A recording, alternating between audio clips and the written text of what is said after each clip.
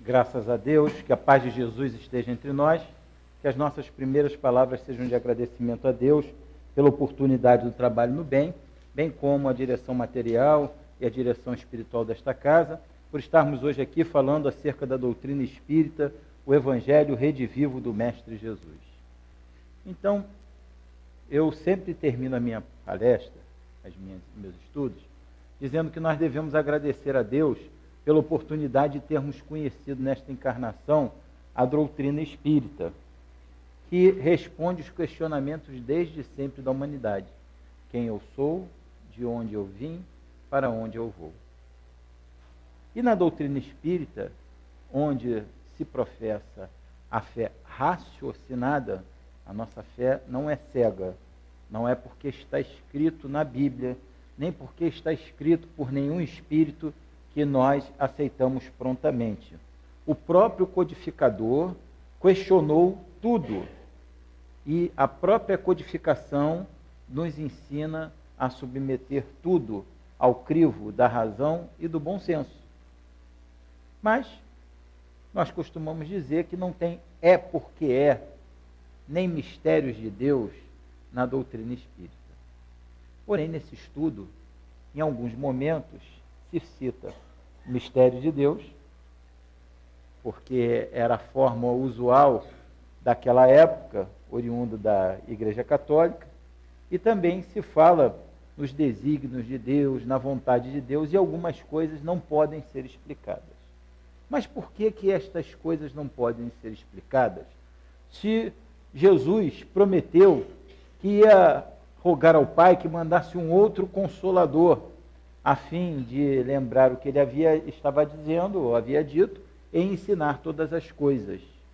Mas se vai ensinar todas as coisas, por que tem coisas que não podem ser ensinadas? Por que o Cristo também não disse tudo? Porque nós não temos capacidade de compreender. Há uma questão das referências. Não temos referências.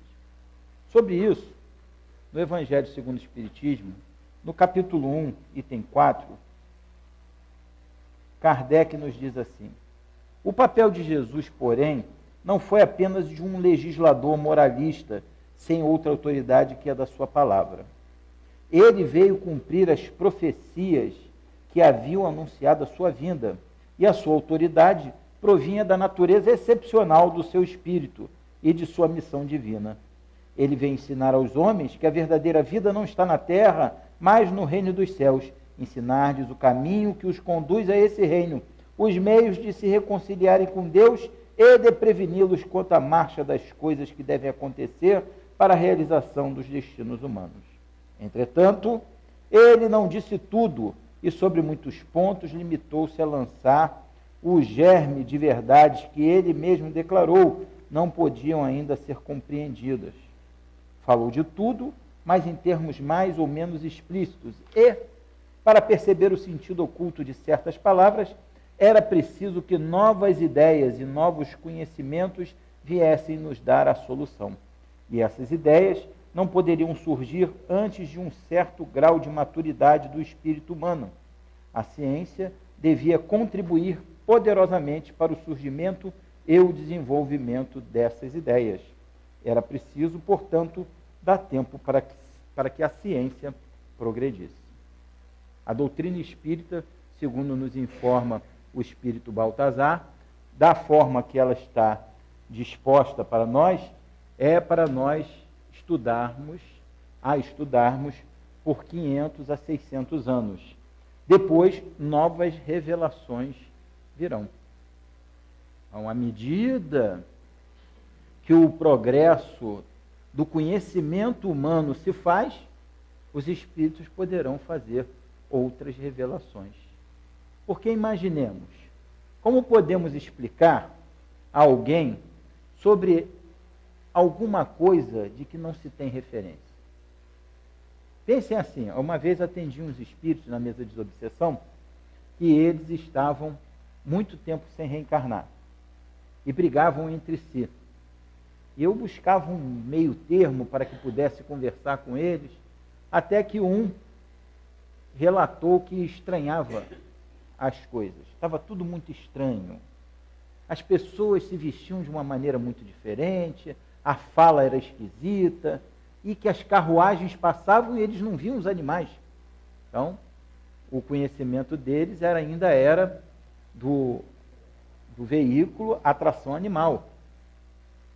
Eu aproveitei esse gancho e fui falando, mas vocês perderam esse tempo todo brigando? Como é que pode?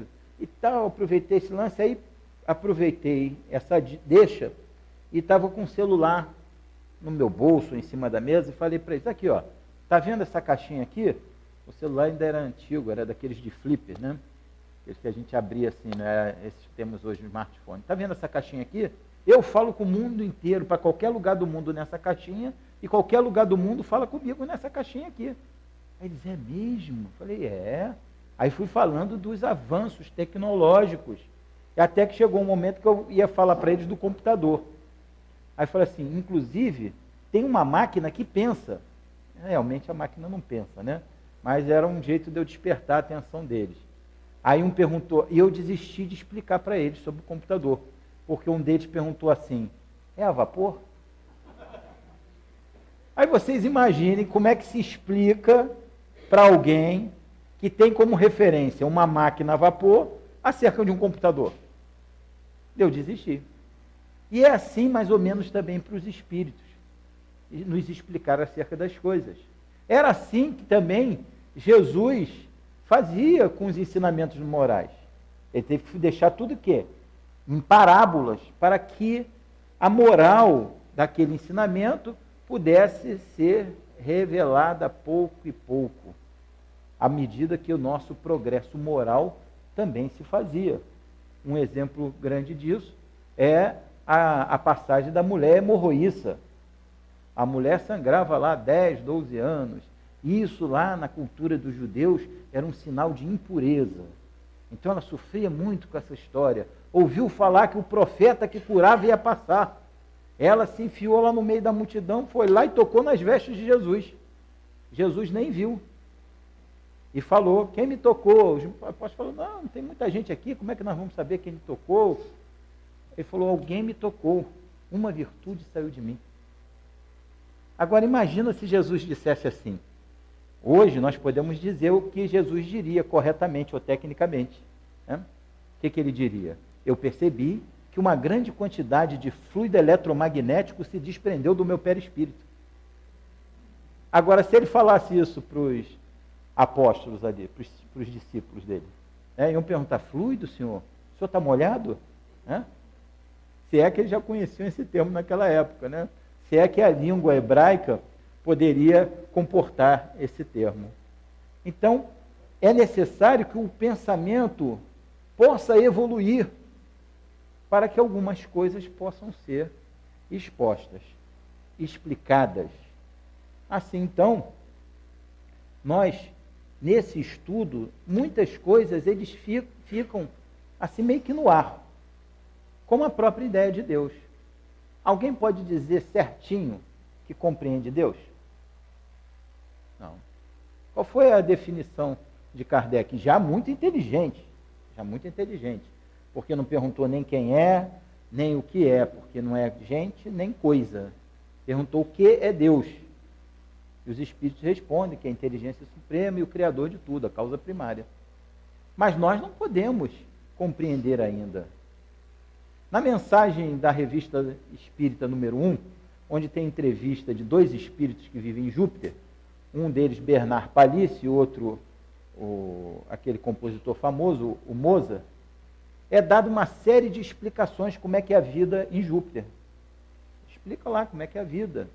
As encarnações duram 300 a 500 anos, não tem doença, os mais fracos são protegidos pelos mais fortes, os animais fazem os serviços domésticos, a atividade é toda mental, então o trabalho que a gente realiza aqui em uma semana, eles lá fazem em 5 horas, contado pelo tempo daqui.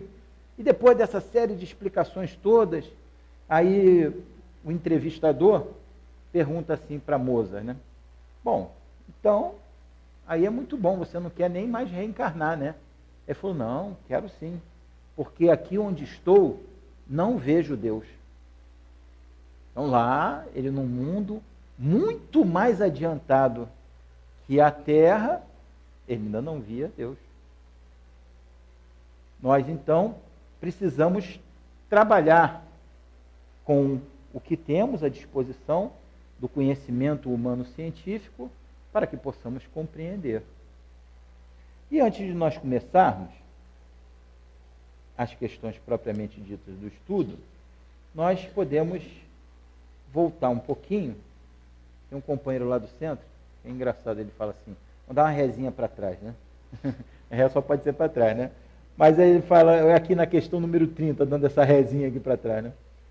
A matéria, na questão número 30, a matéria é formada de um único ou de vários elementos? E os espíritos respondem, um único elemento primitivo. Os corpos que considerais como simples não são verdadeiros elementos, porém transformações da matéria primitiva. E nós podemos chegar à conclusão que o famoso químico Lavoisier, no fundo, tem razão. O que ele nos diz? Na natureza, nada que se cria, nada se perde, tudo se transforma. Então, hoje, nossos corpos físicos podem ter resultado de uma molécula primitiva, que, por exemplo, de carbono, que pertenceu a um dinossauro. Podemos estar nos alimentando de elementos que já foram reciclados quantas e quantas vezes. Mas o que é importante entender disso tudo? Por qual necessidade que os espíritos teriam? Por que Deus permitiu? E por que foi necessário que nós tratássemos desse assunto? Que é a formação dos mundos, formação dos seres vivos e povoamento da Terra. Que a doutrina espírita, esclarecedora como é, precisava enfrentar aqueles pontos alegóricos que constam na Gênese, que constam na Bíblia. Então, nós, pelo raciocínio, pelo crivo da lógica e da razão, pelo apoio que a ciência já nos dá hoje com a geologia, com a arqueologia, sabemos que, aliás, a tempo de Kardec já sabia disso também, que não era possível toda a Terra ter sido povoada simplesmente por Adão e Eva. E aí começa a confusão, né? Que tiveram 2 filhos, Caim e Abel. Caim matou Abel, mas depois como é que procriou? Só tinha Caim e Abel. Caim matou Abel, procriou com o quê? Aí mais tarde vem lá, aparece o tal do Sete, e Caim, depois que matou Abel, fugiu para o deserto com medo de ser preso. Por quem? Quem quer aprender? Então nós verificamos que isso tudo se trata de uma alegoria lançada para aquele povo ignorante. Né? E a gente fala ignorante não no sentido pejorativo, mas o povo que não tinha capacidade de conhecer, não tinha conhecimento suficiente para enfrentar essas questões. Se hoje nós não temos, imagine aquela época.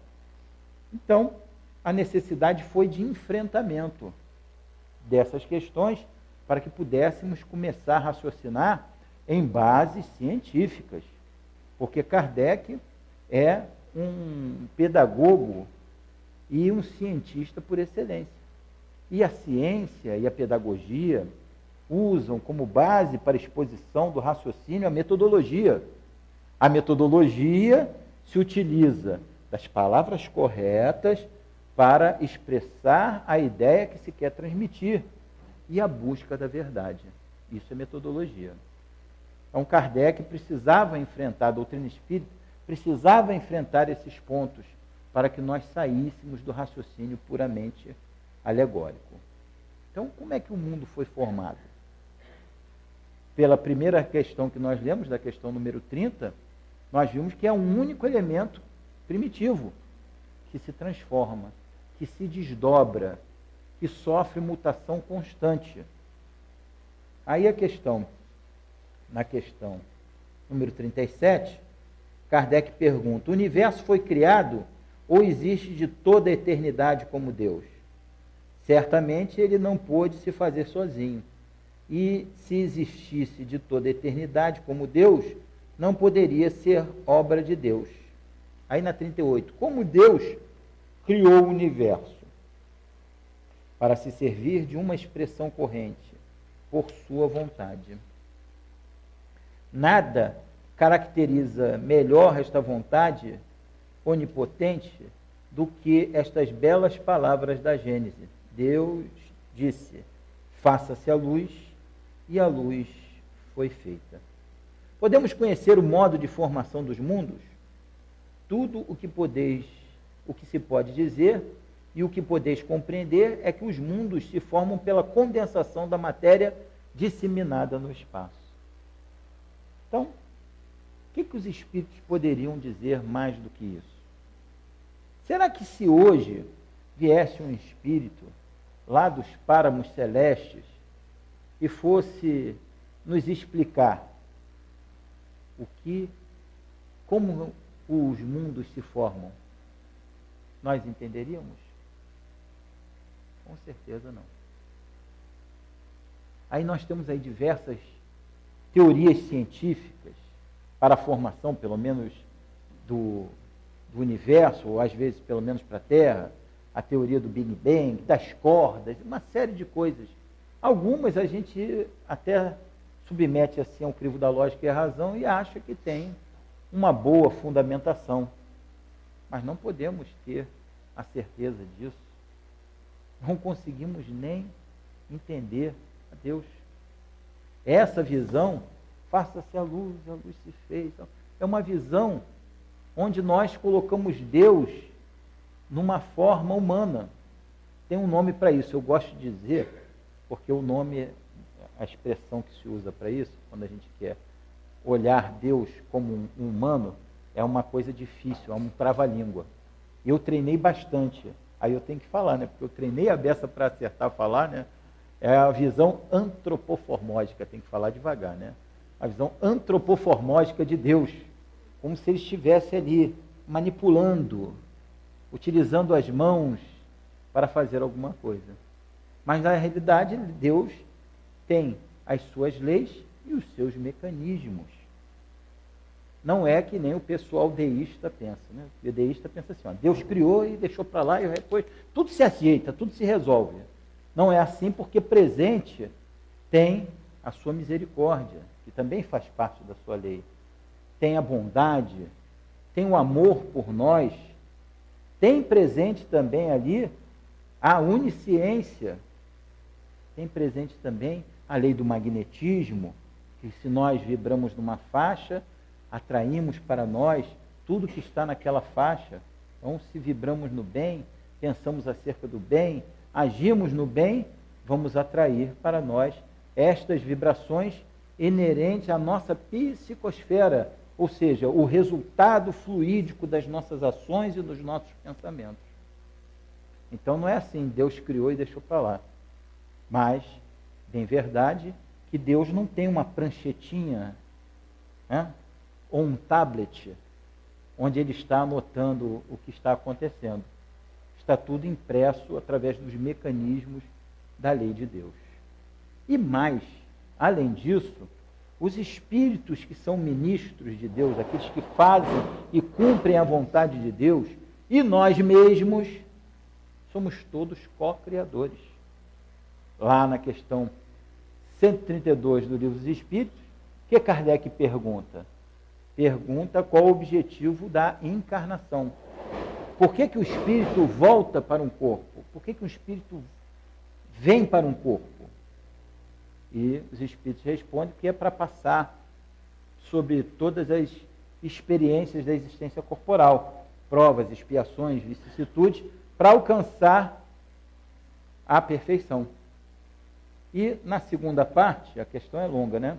Na segunda parte, a resposta dos espíritos começa assim: visa ainda um outro fim, o de pôr o espírito em condições de suportar a parte que lhe toca na obra da criação. Ora, com certeza os ministros de Deus, né, Vamos começar pelo chefão que nós conhecemos. Quem é o chefão? Jesus, né? É o Espírito que nós temos notícia, mais iluminado, o único perfeito que passou pela terra, com as considerações acerca de ser ministro de Deus, acerca de estar aqui presente no momento da formação do mundo, informação que consta, eu tenho dúvida se é Caminho da Luz ou Religião dos Espíritos, eu acho que é a Caminho da Luz. Ele, então, recebe por alguns o título, por alguns espíritos, de governador do planeta. Então, vamos começar por ele. Com certeza, Jesus faz a vontade de Deus. Vamos, com todo respeito, descer mais um pouquinho. Vamos falar assim, de Dr. Bezerra de Menezes, vamos falar de Dr. Erma, de Baltazar, Antônio de Aquino, são espíritos superiores. Emmanuel, também fazem a vontade de Deus, são espíritos superiores. E nós? Nós também fazemos a vontade de Deus? Depende. Quando nós praticamos a lei de amor, nós também cumprimos a vontade de Deus. Quando nos predispomos a ajudar alguém, nós cumprimos a lei de Deus. Porque o maior dos mandamentos não é a lei de amor? E Paulo lá, falando na sua carta, na primeira aos Coríntios, aquela que ainda se falasse a língua dos homens, a língua dos anjos, tá? Lá no finalzinho desse trecho, ele diz, agora essas 3 virtudes permanecem, a fé, a esperança e a caridade. Mas ele nos diz que a mais importante delas é a caridade, ou, na outra forma de se expressar, o amor. Quando então nós praticamos essa lei, nós cumprimos a vontade de Deus, porque somos todos co-criadores. Então, voltando aqui para o nosso raciocínio da questão, porque o tema não é muito fácil, né, gente? Então, voltando aqui para o nosso raciocínio, podemos conhecer, isso eu já li, modo de formação, questão 40. Os cometas seriam, como agora se pensa, um início de condensação da matéria e mundos em via de formação? Isso está correto, porém, o que é absurdo é acreditar na influência deles. Refiro-me a essa influência que vulgarmente lhes atribuem, pois todos os corpos celestes têm sua parte de influência em certos fenômenos físicos. Então, o cometa hoje é, assim, para astronomia, é um conceito um pouquinho ultrapassado. Mas na época era algo assim, na época de Kardec, era algo moderníssimo. Mas ele fala aqui de uma questão interessante, que é a questão da influência dos astros. Então, um montão de gente acredita em horóscopo. Não sai de casa sem ler meu horóscopo. Ou então, eu vou lá no astrólogo que vai fazer o meu mapa astral. Temos aqui a informação de que os astros influenciam mesmo na vida, os corpos celestes influenciam na ciência, na vida. Nós temos a influência, por exemplo, da Lua nas marés. Então podemos raciocinar assim, é provável que as características dos signos dos zodíacos estejam corretas.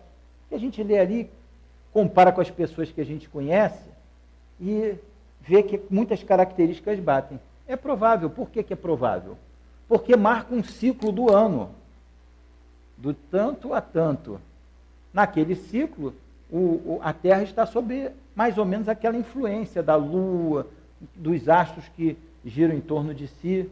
Então é provável que essa influência caracterize uma parte da personalidade. Agora, dizer que a gente vai ler, não, hoje o dia está bom para fazer negócio, está bom para fazer não sei o que. Isso não pode. Por que não pode? É uma questão muito simples. Porque quando nós olhamos para aqueles astros, eles já não estão mais no mesmo lugar. Porque a luz deles leva muito tempo para chegar a nós. Então eles se movimentam e nós observamos algo que não está mais no lugar. O que acontece é uma questão muito simples de se entender, que o astrólogo, como a cigana, na época de Kardec se falava leitores de Buenadicha, como o pessoal que joga tarô, como os nossos amigos lá da Umbanda do Candomblé, que sacode lá um montão de conchinha, joga os búzios. Eles são médiuns. Na realidade é isso. Eles são médiuns. E, pelo pensamento, eles conseguem perceber algumas coisas. Que também não é tudo. Porque não tem nada escrito nas estrelas. Não tem predestinação. Se tivesse predestinação, não faria diferença o nosso comportamento se nós fôssemos bons ou maus, se exercêssemos o livre-arbítrio da forma voltada para o bem ou da forma voltada para o mal. Não está escrito nas estrelas porque nós escolhemos o gênero de provas. E essas provas se darão de uma maneira mais rude ou menos rude, de acordo com as nossas necessidades. Então, Deus sempre dá para nós a oportunidade. Continuando aqui. Um mundo completamente formado pode desaparecer e a matéria que o compõe disseminar-se de novo no espaço? Sim, Deus renova os mundos como renova os seres vivos. Então, claro que um planeta desaparecendo, se desintegrando, se assim podemos dizer, aqueles elementos vão ficar esparsos no espaço, né? Vão ficar soltos no espaço. Em algum momento eles podem ser aglomerados novamente e formar um novo planeta. Mas nós podemos ficar despreocupados, para nós, por exemplo, aqui, com relação à Terra, né? Temos lá as duas características, característica importante das duas figuras mais, assim, refletivas da política internacional, né? É o baixinho e o grandão, né? Aqueles duas pessoas assim altamente equilibradas, né? O Donald Trump e o Kim Jong, não sei o que lá da Coreia, né? Qual é Kim Jong-un, aquele nome complicado, né?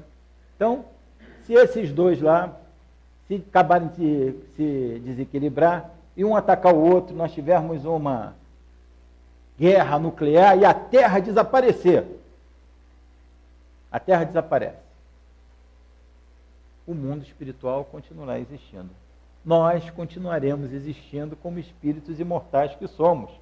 E provavelmente, com certeza, Deus irá providenciar um outro planeta para nós continuarmos a nossa evolução. Se vai ter consequências A, B, C, X ou Y, isso a gente não tem como avaliar.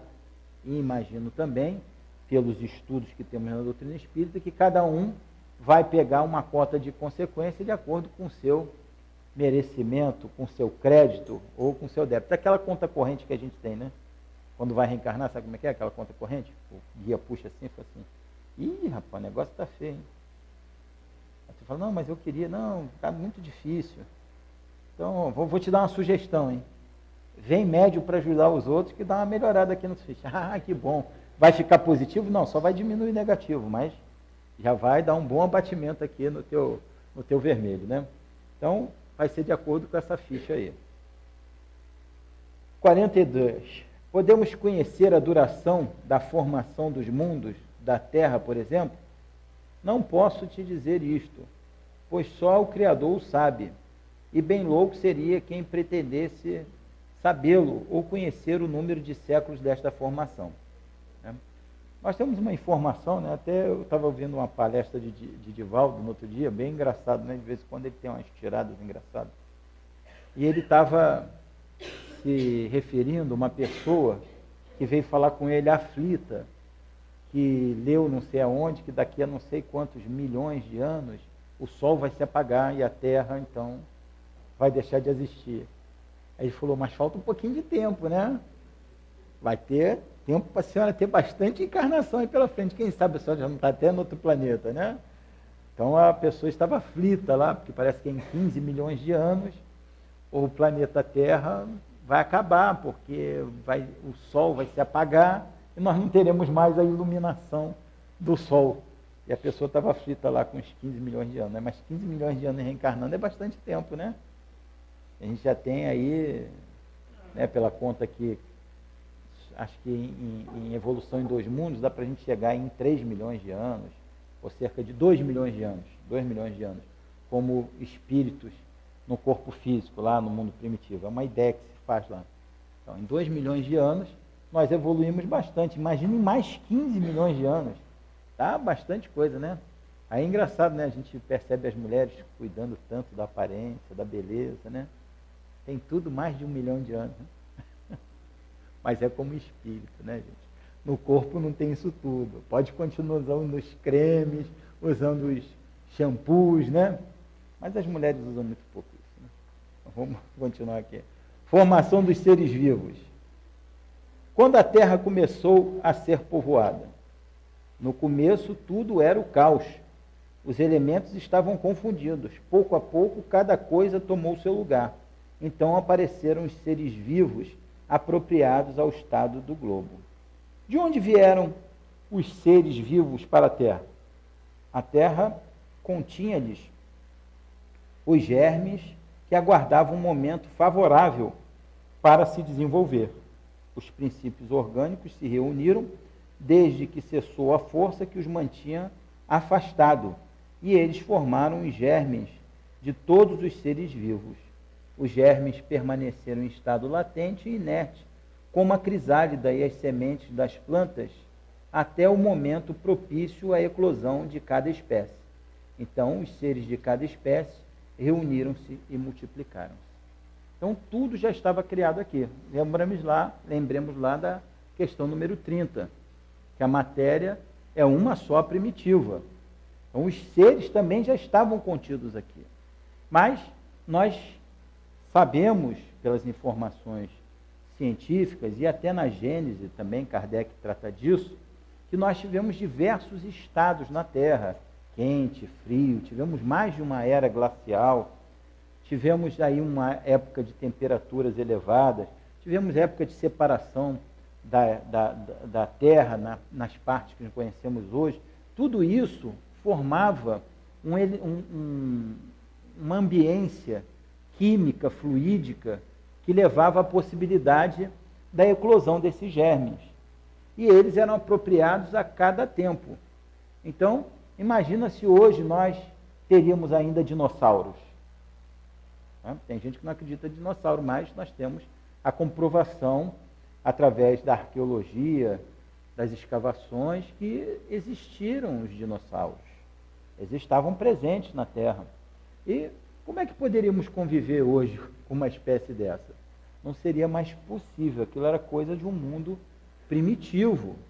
Hoje não seria mais possível para nós. E até mesmo a extinção, além do cataclisma, além de um grande corpo celeste que caiu sobre a Terra e a devastou, também se dava em razão da grande quantidade de alimento que ele precisava. Onde teria esse alimento todo para alimentar hoje um dinossauro? E nós percebemos que todas as grandes espécies, todas as espécies de grande proporção, elas geralmente estão em extinção. Tem dificuldade de se manter, que a grande quantidade de alimento que se necessita para se manter vivo leva a essa condição natural. E nós mesmos, na nossa transformação, na nossa evolução, nós vamos verificando que nós vamos a cada momento nos melhorando. Cada momento nós vamos aperfeiçoando. O nosso corpo físico mesmo já sofreu algumas mutações. Então, quanto mais primitivo, mais era necessário a quantidade de pelos, a quantidade de dentes. Nós, à medida que nós vamos evoluindo, a espécie humana foi evoluindo, diminuiu a quantidade de dentes. Aí hoje a gente ainda tem, aí nascemos com os dentes cisos, né? Que não tem mais função, ficam lá para trás, diz que é o dente do juízo, né? Quando chega um momento lá que não tem mais espaço na boca, porque o homem é menos bruto na sua formação corporal, no seu esqueleto, do que era antes. Então tem menos espaço na boca, e esses dentes muitas vezes têm que ser arrancados. A quantidade de pelos também não é mais necessária, viu? Você já está bem evoluído, né? A quantidade de pelos também não é mais tão necessária, porque nós temos a possibilidade de confeccionar roupas para nos agasalharmos. A quantidade de dente também diminuiu, porque nós temos a possibilidade de cozinhar os alimentos, não vai sofrendo uma mutação normal da evolução da espécie. Mas nós temos uma mutação muito importante para fazer, porque toda essa evolução, ela se dá com a finalidade de aperfeiçoar. Nós temos das informações do plano espiritual, o André Luiz nos diz, em Evolução em Dois Mundos, que a hora que nós aprendermos a retirar da respiração o hidrogênio, nós não vamos precisar mais nos alimentar. Rapaz, notícia para gordo ruim, hein? Não é não? Vai ser só na respiração. Espera aí que eu vou almoçar, gente, aguenta um minutinho. Pronto, já enchi meu estômago, não dá, né? Isso é uma coisa difícil ainda da gente imaginar. Mas a hora que nós conseguirmos extrair o hidrogênio da respiração, não precisaremos mais da alimentação. É uma informação muito importante. E nós passamos pela evolução dos 3 reinos.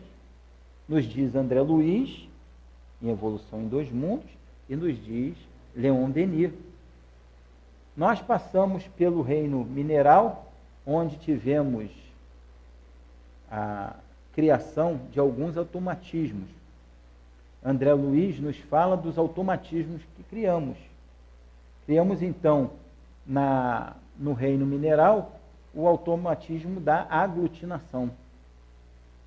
Criamos, no reino vegetal, os automatismos das sensações, da sensibilidade. E, no reino animal, criamos os automatismos dos instintos. Isso, vamos entender bem, né? Não éramos ainda princípio inteligente do universo como espíritos que hoje somos. Éramos os princípios inteligentes primitivos. Era projeto de espírito, ainda não era espírito. E aí, hoje, já, depois de criar todos esses automatismos, que nós não precisamos pensar para lubrificar os nossos lábios, piscar os olhos para lubrificar o nosso globo ocular, tudo isso fazemos automaticamente. Não precisamos pensar que vamos respirar. Peraí, gente, está na hora de eu respirar. Tudo vai acontecendo automaticamente. Hoje, nós, na fase hominal, estamos criando os automatismos morais. Esse é o nosso papel hoje.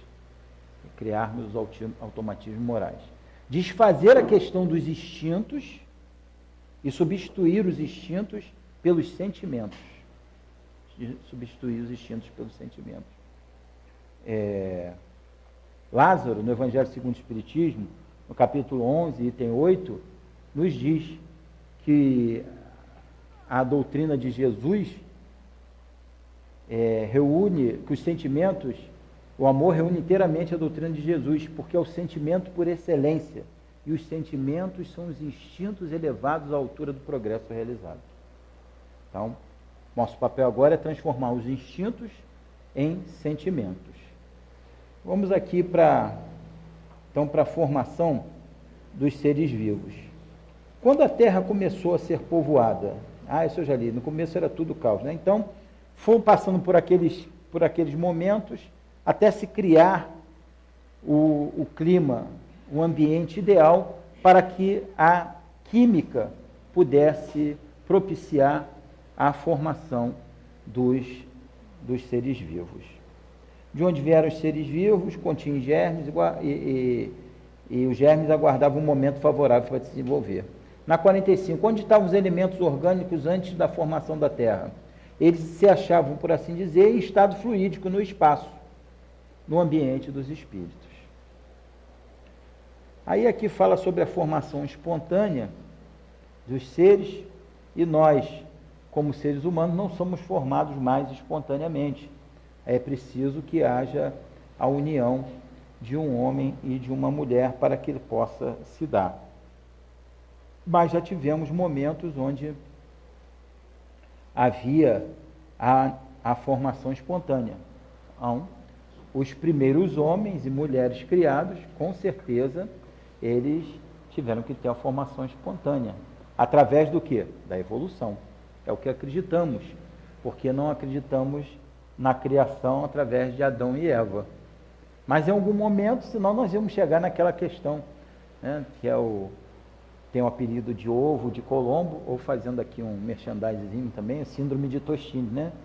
Ovo de Colombo, quem nasceu primeiro o ovo a galinha, e síndrome de Tostine é o que vende mais porque está sempre fresquinho, ou está sempre fresquinho porque vende mais. Como é que seria resolvida essa questão? Ó, ganhei aqui um cartãozinho vermelho, faltam 10 minutos. Né?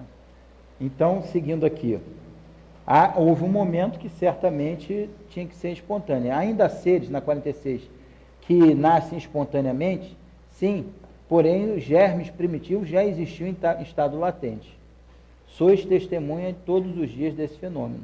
O tecido do corpo humano e dos animais não encerram os germes de uma multidão de vermes que aguardam para eclodir? A fermentação pútrida necessária à sua existência é um mundo minúsculo que dormita e que se cria. Voltamos lá em Lavoisier, né? Nada se cria, aí tirando o elemento primitivo, que teve que ser criado por Deus, né? Mas nada se cria, nada se perde, tudo se transforma. E chegamos aqui por último, eu já até falei, no povoamento da Terra. A espécie humana começou por um único homem? Eles dizem que não, né? Não, aquele a quem chamar de Adão não foi o primeiro nem o único que povoou a Terra. Isso, como nós comentamos há pouco tempo, se pegássemos a população que nós temos hoje, não íamos conseguir, ao longo do tempo, ter chegado a essa quantidade de população, nascendo só de Adão e Eva. E podemos saber em que época vivia Adão? Aproximadamente naquela que assinalais, mais ou menos 4.000 anos antes do Cristo. Ou seja, 4.000 anos antes do Cristo, mais 2.000 anos que nós passamos, há cerca de 6.000 anos tinha aí o que talvez tenha sido um homem encarnado que deu essa criação do mito de Adão, que se deu após, como tem a explicação aqui na nota de Kardec, após um grande cataclismo. Então, todas essas informações são para que nós possamos raciocinar e compreender a grandeza de Deus. Não encerra aqui nenhum ensinamento que nós possamos ter assim como definitivo, porque como nós pensamos no início da nossa conversa, nós não temos referências para isso, como não tínhamos referência há algum tempo atrás para entender diversos fenômenos que hoje já entendemos. O progresso se dá de qualquer forma.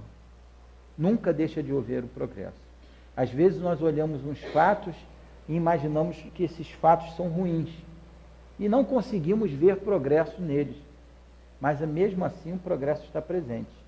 Nós podemos raciocinar que o progresso ele pode se dar sob o aspecto moral ou sob o aspecto material.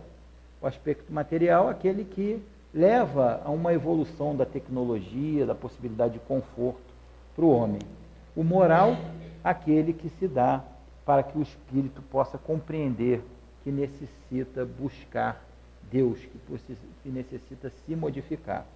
Quando o homem teima muito, Deus movimenta os cenários da vida e o coloca diante de situações que ele vai ser obrigado a crescer. Muitas vezes, como disse, olhamos alguns elementos, alguns fatos e não achamos que há progresso. Mas podemos pegar, por exemplo, o progresso, um dos fatos mais dolorosos que se tem notícia da humanidade, né? A Segunda Guerra Mundial. Muitas dores. Vemos alguns filmes que realmente nos deixam assim até abalados. E ali não está toda a realidade apresentada, é parte da realidade, dramatizada, e nós ficamos mexidos. Mas quanta coisa se modificou com a Segunda Guerra Mundial? A medicina nuclear, o surgimento do computador, computador foi feito inicialmente, né, para que os ingleses decifrassem os códigos dos alemães. Assim que começou o computador. Até chegarmos no que hoje a gente já tem aqui, ó, praticamente um mini computador na mão, que são os smartphones. Tudo isso é evolução. Eu não é da minha época não, mas o pessoal assim, vamos dizer, mais experiente, né? Ou com excesso de experiência, eles conhecem uma história em quadrinhos que tinha antigamente, chamado Flash Gordon. Gente, tudo que tinha lá, praticamente tudo que tinha lá apresentado como ficção científica, é realidade hoje. Praticamente é a realidade do nosso cotidiano. Talvez tirando aí aquela possibilidade de voar, né? Mas existe aquela cadeirinha que o homem pode voar com ela, né? Mas não virou um aspecto do nosso cotidiano. Mas talvez tirando essa, o resto tudo está aí presente, né? O intercomunicador pessoal é o celular. Várias coisas estão presentes. A possibilidade da comunicação por vídeo. Nós fazemos isso hoje pela tela do computador e fazemos até aqui, na tela do celular. E quando se olhava naquela época, se achava uma coisa impossível. Imaginemos então daqui a 200 anos. Como estará? Como será que nós estaremos em termos de tecnologia? Tenho certeza que nós estaremos muito avançados, mas precisamos nos preocupar com outro aspecto. Como será que estaremos em moralidade, hein? Esse é um aspecto importante para a gente pensar. Mas eu vou tranquilizar vocês. Duas das minhas reflexões, eu não vi isso escrito em lugar nenhum. Não quero dizer que seja exclusividade minha do pensamento, né? Pode ser que outros já tenham feito esse raciocínio. Mas eu observo que, ficou até com mais eco a minha voz, viu? Então eu observo que o próprio avanço tecnológico vai levar à reforma moral. Nós temos aí vários indícios disso. Por exemplo, aí, na nossa famosa Operação Lava Jato, que vai chegar até a fase 5.000, né? Então, na nossa famosa Operação Lava Jato, por que tudo isso foi possível? Por causa do avanço tecnológico, o controle das finanças. Mas há até pouco tempo, a Suíça tinha conta numerada, ainda tem outros países que têm conta numerada? Tem, mas precisou se combater o terrorismo, o contrabando de armas, o de drogas também, mas eles estavam muito preocupados mesmo era com terrorismo e contrabando de armas. Então começou a se tomar conta do dinheiro. A Suíça abriu as contas numeradas, não tem mais segredo lá na Suíça. Tem outros paraísos fiscais, mas lá não tem mais. Então isso tudo vai propiciando. Aqui no Brasil, por exemplo, nós temos um controle grande das finanças. Quando você saca acima de determinada quantia, 10 mil reais, tem que comunicar um órgão do governo, o banco tem que comunicar, você tem que justificar o que você vai fazer com o seu dinheiro. Tudo isso são formas de aperfeiçoamento, de controle.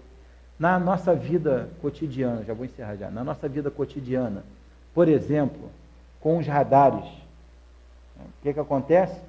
A gente começou a se preocupar. Por quê? Ficou todo mundo educado no trânsito? Não, porque tem a multa, tira ponto na carteira, dói no bolso, né? É uma indústria de caça-níquel. É verdade, é mesmo, mas está servindo para aperfeiçoar, porque a rudeza da lei, de uma lei de um povo, vai na proporcionalidade do seu adiantamento moral. Nós precisamos de leis rudes desse jeito. E a gente tinha, então, um jeito de burlar isso aí. A gente vem correndo, quando chega perto do radar, né?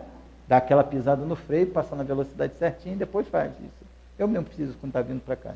Aí o que acontece? Por exemplo, hoje, na ponte de Niterói, você não pode fazer mais isso. Tem que passar a ponte todinha nos 80. Por quê? Tem vários lugares que leem a sua placa. E depois é feito o cálculo, automaticamente pelo computador, do tempo que você levou um ponto ou outro. Aí ele sabe se você passou da velocidade ou não. Então não adianta, e depois, provavelmente, né, como se dá bastante dinheiro, vai ser implantado em tudo quanto é lugar. Então você vai ter pontos de marcação.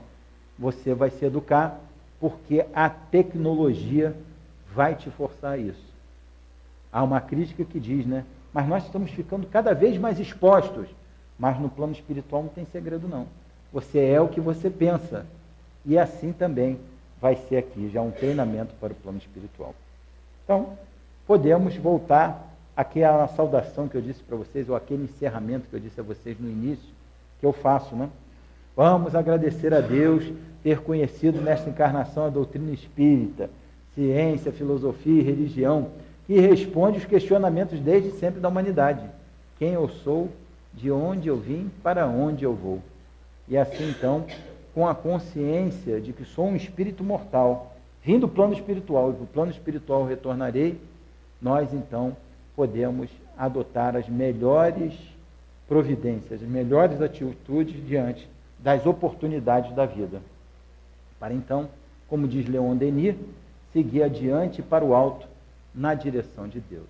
Graças a Deus, que Deus e Jesus sejam louvados hoje e sempre, e como diz o bondoso Antônio de Aquino, que o amor único de Deus inspire todas as almas para o bem. Graças a Deus.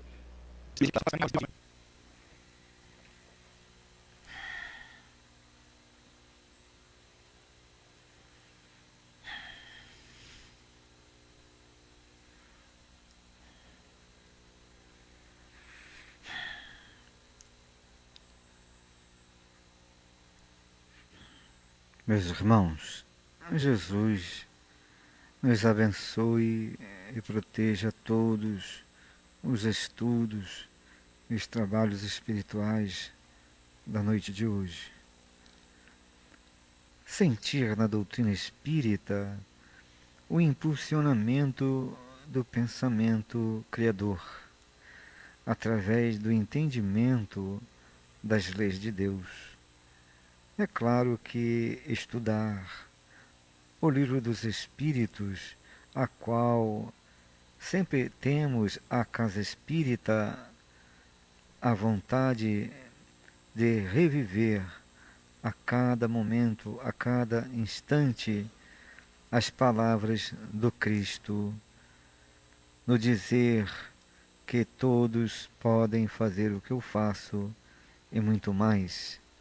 Assim, caros irmãos, sentir essa potencialidade no coração de todos nós e acompanhar os seres em desenvolvimento na criação de todos os sentidos dos astros que se põem à área do universo, como todos os elementos inteligentes que, povoando este universo, interagem com a matéria para o progresso e o desenvolvimento moral e espiritual, a qual estão fadados à perfeição, burilamento interior.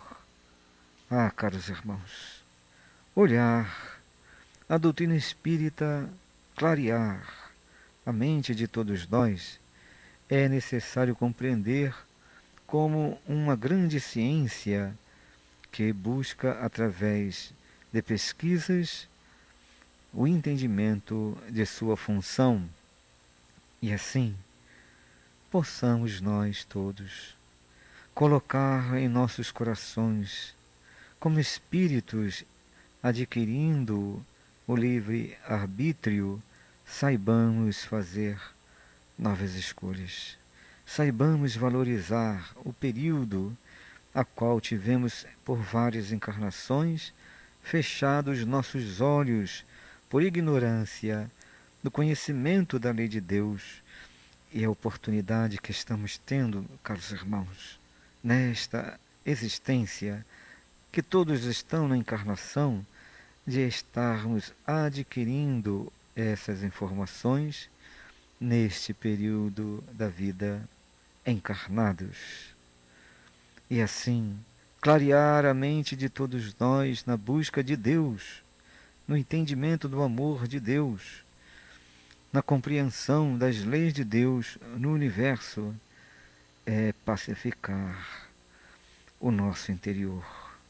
Olhar a trajetória que todos tivemos nos reinos anteriores e dizer assim para nós mesmos: chegaremos a compreender o amor de Jesus e efetivamente, caros irmãos, nas encarnações estaremos fazendo o que o Cristo nos disse, que faríamos igual a Ele e muito mais. Quantos estão amando, quantos estão curando, quantos estão trabalhando no bem, quantos estão erguendo as instituições na proposta da divulgação da doutrina espírita, na proposta do trabalho do Cristo renovador, no socorro, quantos estão desenvolvendo o que o Cristo disse. E poderemos, por várias e várias encarnações, no aprendizado deste amor, fazer tudo o que o Cristo nos ensinou. E muito mais. Que Deus, que Jesus Cristo fortaleça o coração de todos vocês, não deixando as dificuldades impedirem a tarefa no bem, o desenvolvimento no amor, no coração de todos vocês. Irradiem para os seus familiares, irradiem para aqueles que convivem com vocês na encarnação e transmitam a alegria da doutrina espírita, abrindo os nossos corações para a realidade da vida espiritual. O encontro de Leon Denis amanhã trará a todos vocês as vibrações desse bondoso mestre lionês, trazendo a todos nós a segurança da sua forma de viver, impulsionando todos nós sempre mais para o alto. O abraço do vosso irmão altivo a todos os irmãos presentes. Muita paz, meus irmãos, muita paz. Graças a Deus.